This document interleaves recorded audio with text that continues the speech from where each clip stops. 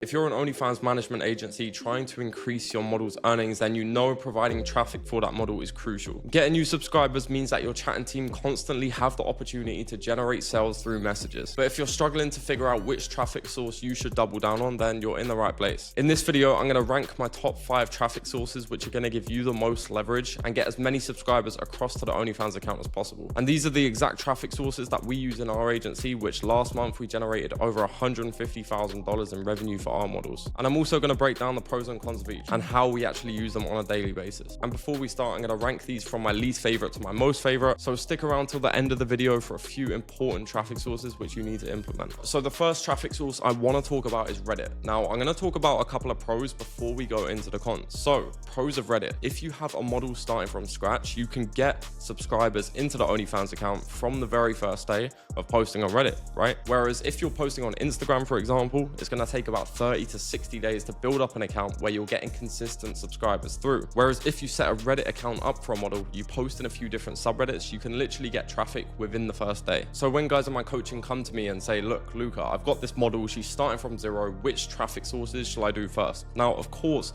IG is definitely one of them that we want to focus on long term, but short term, to get some subscribers in for the first few days of working with the model, Reddit is a very, very good option. Also with Reddit, it is extremely good for niche creators. With Reddit, there's obviously subreddits on every single niche possible. So if you have a model in a specific niche, it's very easy to target the target customer that you want to target, right? And on a daily basis per Reddit account, you could probably expect 5 to 25 subscribers coming into the OnlyFans account prepared to spend money, right? So it's not a huge amount, but on the first couple of days, whilst having a creator, those subscribers can actually pay you. A couple of cons of Reddit is it's very, very easy to get an account ban, right? You have to be very, very careful of everything you post on Reddit. You have to be careful of where you log in. You have to be careful of the links that you post in different subreddits. One wrong post can literally get the account banned. So that's why if you're looking to start Reddit, it's very important to hire someone who is very, very good at Reddit, who already knows all the rules, who knows what to follow, right? Especially if you're a complete beginner to Reddit, because this way you can ask them to follow every single rule, write all the rules down for you to make sure that you don't get banned in any subreddit. Another con with Reddit is that you're not going to become a millionaire off it, right? It's a very small amount of traffic, but it's also very consistent. You're not going to go like insanely viral and get thousands of subscribers in a day, like if you were to go viral on an Instagram reel, for example. Before I go into number 2, make sure you're liking and subscribing to the channel so you don't miss any of the videos I actually post. So at number 2, I want to talk about X or Twitter. This is also a very good platform where if your model already has an account, then it's very good to actually get started with it, because you can literally just join a few retweet groups and your post can go out to a lot of people. Basically, you're going to want to do a couple of posts a day for the followers, and you're also going to want to do some replies under some big Twitter accounts, right? And this is how you're going to push your model out to a bigger audience and hopefully make her go viral on Twitter. So a couple of pros with Twitter: 1, it's obviously free. Number 2, there's a few different ways that you can actually get traffic with it. So 1 is from replies, 1 is from retweets, 1 is from retweet groups, and number 3, a lot of big spenders do actually come from Twitter. A couple of cons though: most people on Twitter are literally just there for the free stuff, right? So the subscribers that you are going to get are going to be a lot more rare than if, for example, it's on Instagram, where people aren't there for free, right? So although less subscribers are going to come from Twitter, the ones that you do get are most likely going to be the very big spenders, which are going to buy all the models' content. So coming in at number 3, and it kind of ties into number 2 as well, but it's going to be AI Reels for Instagram. Now, you're probably thinking, what do you mean AI Reels? Pretty much what you can do is get a few headshots of your model and you can make an AI character out of her, right? So the model never actually has to make any reels. And obviously this way you can pretty much have your model making the most viral content possible without her actually putting any effort into them. So this is really good if you have lazy models, for example, or you have models who don't like creating the type of content or don't have a lot of time, have kids, etc.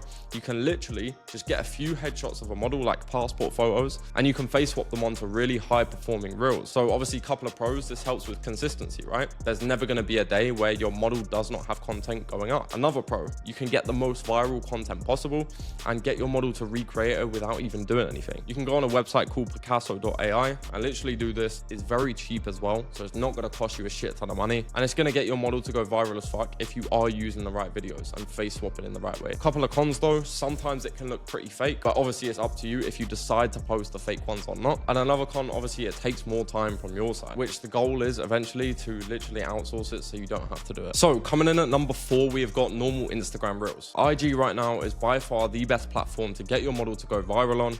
And there's also a new feature called trial reels, which means you can smash out a lot of reels, see which ones do the best before you actually show it to the profile in general, right? So you're not having to risk posting a reel for it to maybe not do well and then it just being on the profile. You can test reels. So yeah, the pros of Instagram reels is one, the quality of subscribers you're going to get from there. So number two is the views are way more valuable, right? So 10K views on Instagram is probably worth 100K views on TikTok. But to be honest, I think the only con for Instagram is that it's very important to be consistent. So if your model is lazy, then it's going to mess up the consistency, right?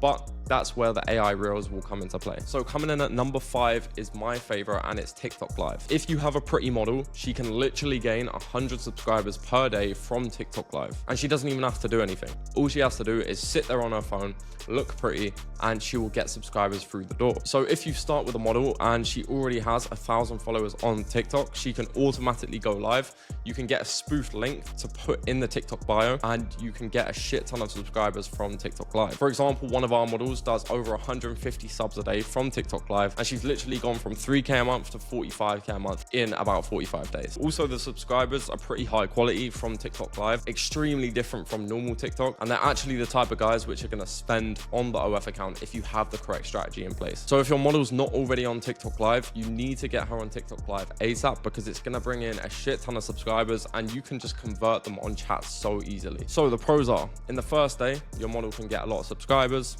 Also, she doesn't have to do anything on the live. She can literally just sit there and chill. And also the quality of subs are really high, which actually come from TikTok Live. A couple of cons is it is kind of easy to get the account banned, but you can get the account back if you have certain connects. If you need the connects to actually get accounts back, you can join the coaching, and I give all of my connects away. And also it's pretty easy to get shadow banned, right? So your model might be going live, but she's not getting any views because TikTok has shadow banned her for maybe showing too much skin, right? But that's why we say to the models before they go on live to be as PG as possible. It's not something where we want the model to be doing anything sexual or anything like that. We want it to be PG and just for people on the live to have a good time, because they're going to interact with the live, and that's what's going to make people want to subscribe. And if you're seriously ready to scale your OF management agency past 50K a month, then don't wait. Book a completely free strategy call with me. It's the first link in the description, and you'll get access to my proven SOPs, all of my systems that I use on a day-to-day basis, and the exact strategies we use to acquire models, scale them up, and completely delegate all of the work that goes into it. Thanks for watching.